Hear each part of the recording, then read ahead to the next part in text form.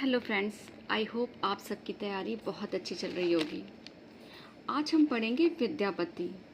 विद्यापति जिनका रामचंद्र शुक्ल जी ने अपने हिंदी साहित्य के इतिहास में फुटकर रचनाओं के अंतर्गत वर्णन किया हुआ है। ठीक है, तो चलिए देखते हैं। विद्यापति, इनका समय क्या है? 1350 से 1460 तक। ठीक है, और वैसे भी मैंने आपको बताया है, मैं जो भी क्लासेस लेती हूँ उसमें कोई भी चीज़ स्किप करने वाली नहीं है। हर एक लाइन से क्वेश्चन बनते ही हैं, तो क्लास को पूरा देखिएगा और हर एक फैक्ट्स को याद करेगा। ओके, देखिए विद्यापति, इनका समय क्या है? 1350 से 1460 ईस्वी तक इनका समय पूछा जाता है।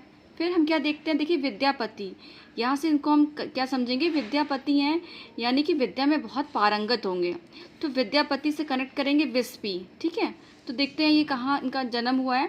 बिहार प्रांत के जिला दरभंगा के मिथिला के विस्पी ग्राम में हुआ है। ठीक है, विस्पी में किसका जन्म हुआ है? विद्यापति का।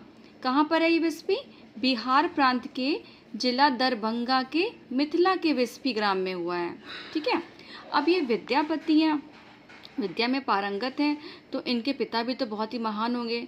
ठीक है, वो भी कोई एक बहुत ही महान है, तो उनका नाम क्या है? गणपति ठाकुर। ठीक है, क्या नाम है? विद्यापति के पिता का नाम क्या है? गणपति ठाकुर। ये पूछा जाता है, ठीक है, कि विद्यापति का नाम क्या है या फिर गणपति ठाकुर किसके पिता हैं। फिर देखिए, अब इनके गुरु के बारे में जान लेते हैं। गुरु का नाम भी भगवान से मिलता है। देखिए हरिमिश्र। हरिमिश्र किसके गुरु हैं? तो विद्यापति के हैं। विद्यापति के गुरु का नाम बताइए? हरिमिश्र। तो ये तीनों फैक्ट आपको याद हो गए होंगे। जन्म कहाँ हुआ है? विस्पी में हुआ है। पिता कौन है? गणपति ठाकुर हैं। और गुरु कौन है इनके? हरिमिश्र। ठीक है, इतना हम लोगों ने याद कर लिया।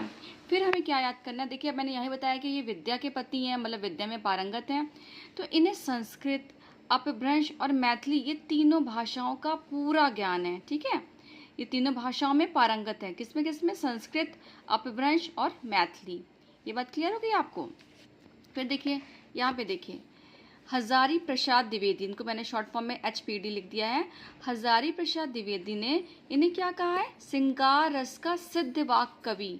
ठीक है, ये भी क्वेश्चन आता है कि श्रृंगार रस का सिद्ध वाक कवि किसने कहा है विद्यापति को? तो हजारी प्रसाद द्विवेदी ने।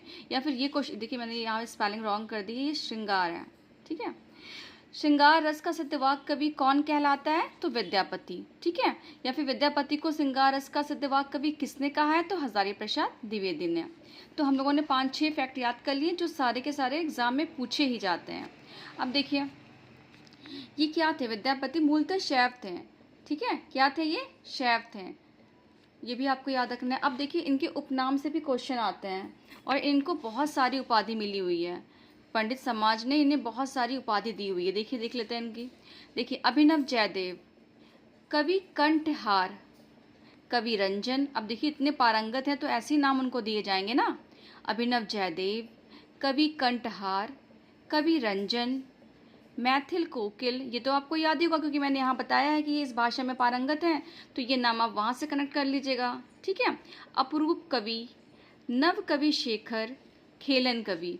तो ये सारी उपाधियाँ आप 1-2 बार पढ़ेंगे तो आपको याद हो जाएगा, और इसे याद करना बहुत जरूरी है। कोई भी उपाधि देके क्वेश्चन आपसे पूछ सकते हैं। चलिए अब देखते हैं इनके ग्रंथ कौन से हैं। देखिए, वैसे तो इनके कुल ग्रंथों की संख्या 14 मानी जाती है। जो प्रमाणिक ग्रंथ है वो 14 ही हैं। ठीक है, प्रमुख ग्रंथ कौन कौन सा है उनका? कीर्तिलता, कीर्ति पताका और पदावली। इसके बारे में भी आपको पता करना है कि कीर्तिलता किस भाषा में है? तो अवहट में है। ये भी क्वेश्चन पूछा जाएगा आपसे कि कीर्तिलता किस भाषा में लिखा गया है? तो किस भाषा में? अवहट में। कीर्ति पताका की भाषा भी अवहट है। ये जो पदावली है, इसकी भाषा क्या? ये मैथिली भाषा में लिखा गया है। ये जो मैंने तीनों फैक्ट बताए आपको, ये भी आपको बिल्कुल याद होना चाहिए कि कौन कौन सी भाषा में है। ठीक, फिर देखिए इनके और ग्रंथ देखते हैं हम। देखिए 4 नंबर पे गोरच विजय। अब ये क्या? ये किस भाषा में? जो इसका गद्य भाग है वो संस्कृत भाषा में है। ठीक है, और जो पद भाग है वो मैथिली भाषा में है।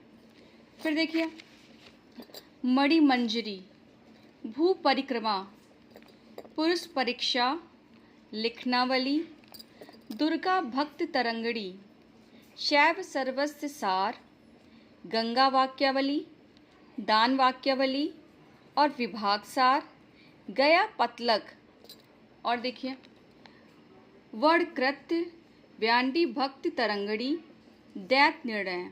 अब ये सारी जो रचनाएं मैंने अभी बताई हैं आपको, ये सब मणि मंजरी, भूपरिक्रमा, पुरुष परीक्षा, लिखनावली, ये सारी की सारी जो रचनाएं हैं वो किस भाषा में है?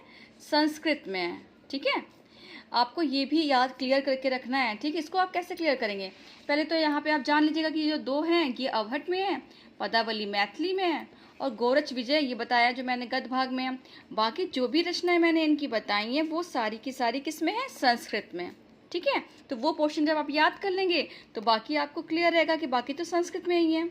सबसे इम्पॉर्टेंट थिंग तो पहले आप ये देखिए कि ये किसके आश्रित कवि हैं। ये क्वेश्चन पूछा ही जाता है। देखिए, तिरहुत के राजा कीर्ति सिंह और शिव सिंह के ये कौन है? आश्रित कवि हैं। कौन? विद्यापति के बारे में हम बात कर रहे हैं। अब जो इनकी रचनाएं हैं इनके बारे में आपको शॉर्ट वीडियो में मैं बताऊंगी कि कीर्ति लता में क्या है, की विषय वस्तु क्या है, कीर्ति पताका की विषय वस्तु क्या है, और पदावली की, क्योंकि ये वीडियो बहुत लॉन्ग हो जाएगा। और एक बात मुझे और कहनी है कि देखिए, आपका एक लाइक जो है वो मुझे बहुत सपोर्ट करता है।